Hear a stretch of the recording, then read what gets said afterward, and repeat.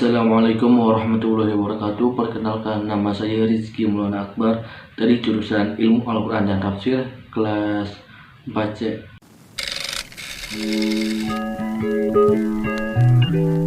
Kodifikasi Mushaf Utsmani tidak berbeda dari kisah pengumpulan pertama Jayyid. Terdapat sejumlah riwayat tentang pengumpulan kedua Al-Quran yang dilakukan Jayyid pada masa Khalifah ketiga Utsman bin Affan.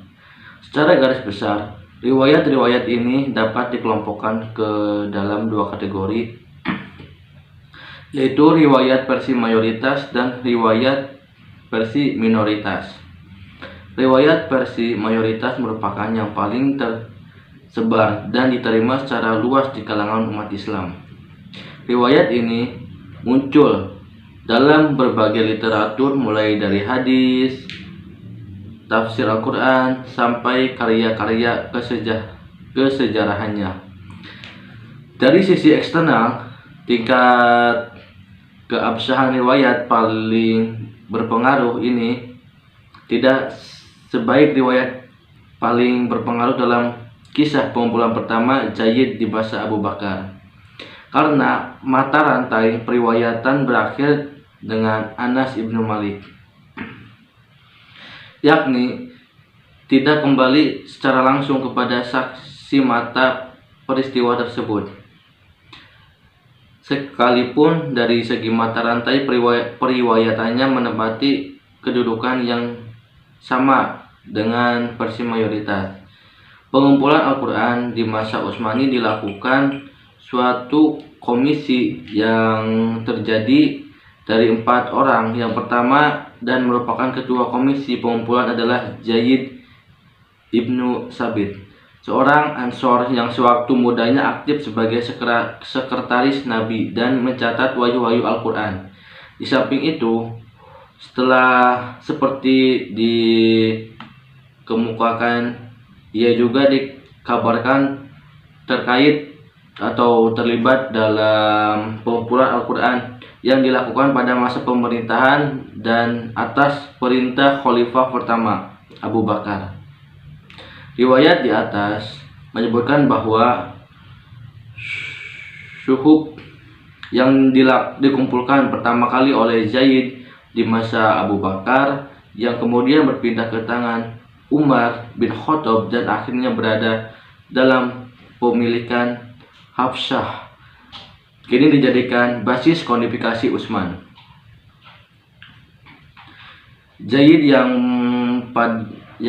pada masa Khalifah ketiga menduduki jabatan penting, merupakan penduduk setia atau pendukung setia Utsman. Bahkan setelah terbunuhnya Khalifah ketiga itu, ia berpihak kepada Umayyah dan menolak bersumpah setia atau bai'ah kepada Ali. Zaid meninggal dunia pada 45 Hijriah. Dan pada penyebaran Mushaf Utsmani telah dikemukakan bahwa setelah selesai melakukan modifikasi Al-Quran, sejumlah salinan Mushaf Utsmani dikirim ke berbagai kota metropolitan Islam. Riwayat-riwayat tentang jumlah mushaf yang berhasil diselesaikan penulisan dan ke kota-kota mana sajakah ia dikirim sangat beragam.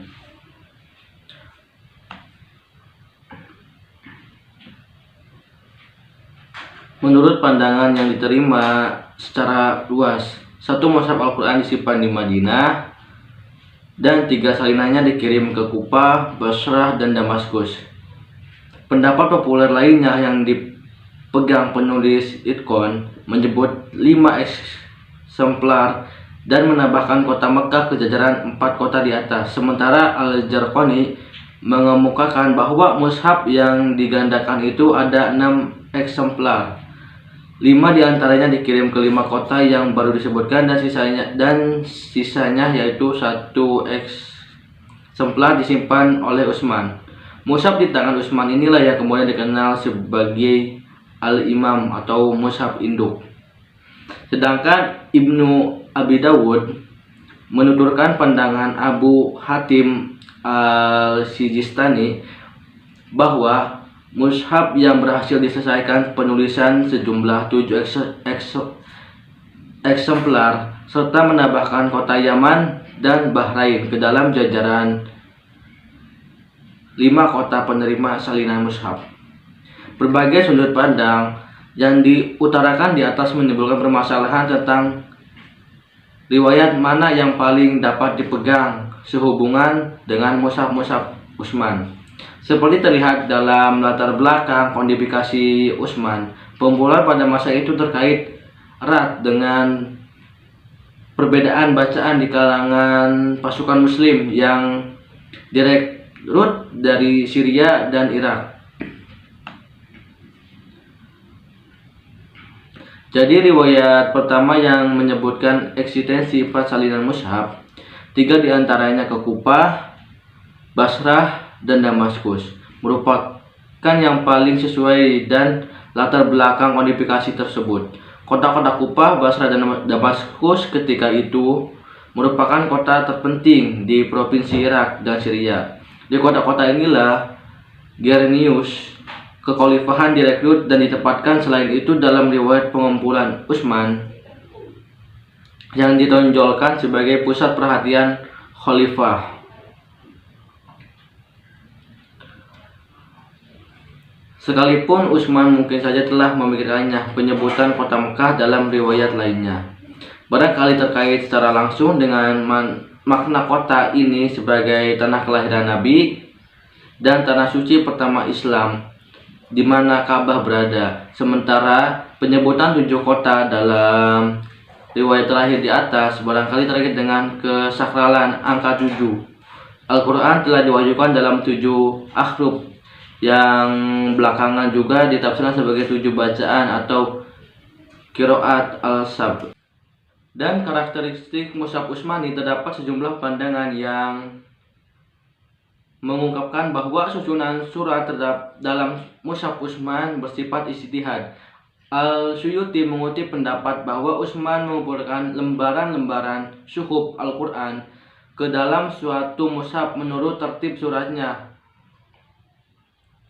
Sementara di tempat lain, ia mengemukakan suatu riwayat yang menyatakan bahwa Utsman memerintahkan komisinya untuk menempatkan surat-surat panjang yang berurutan. Lebih jelas lagi adalah pernyataan Al-Yaqubi. Utsman mengkodifikasi Al-Quran, menyusun dan mengumpulkan surat-surat panjang dengan surat-surat panjang dan surat-surat pendek dengan surat-surat pendek.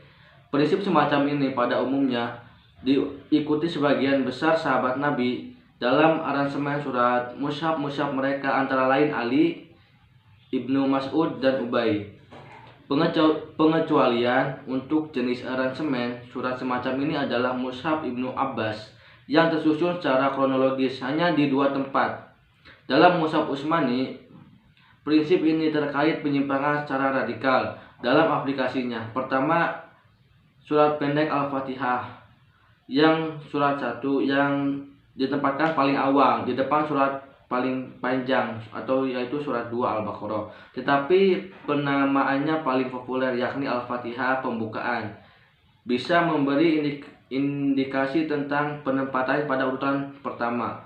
Kedua adalah penempatan surat pendek, yaitu surat ke-108 bukan pada penghujung mushaf. Penjelasan tentang penempatan surat tersebut yang dikemukakan sejauh ini tidak begitu memuaskan dibanding penempatan surat Al-Fatihah.